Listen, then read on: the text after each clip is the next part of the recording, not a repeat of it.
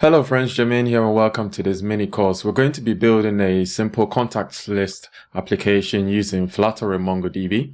And what this app does is, if we look at the demo that we've got here, we have the mobile app and also we have the web version of it. So this is all using the same code base. The initial screen says no contacts listed. So let's go ahead and add our first contact. Adding our first contact will generate a contact and then add it to a MongoDB database. We can also go ahead and add a couple more using the add button at the bottom right. If there are too many for the current viewport, then we are able to scroll through the contacts list. In order to view this on the web version, we can click this refresh icon, and that will refresh the list here for the web.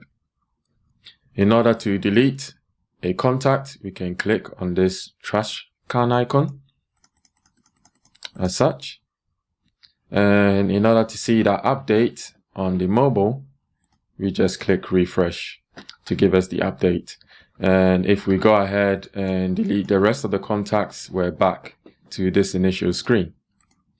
The reason why we're able to use the same code base for the web and the mobile is because the logic used to communicate with our MongoDB database is written in the backend. So there's a server that's running. So we're going to be implementing that as part of this mini course. And also we're going to be setting up our Mongo database using the MongoDB Cloud service, so MongoDB Atlas, which will save the need for us to set up MongoDB ourselves. If this is your first time to the channel, hit the subscribe button and the bell notification icon so you don't miss out on future tutorials demonstrating how to build full stack applications with Dart and Flutter. And on that note, let's get into it.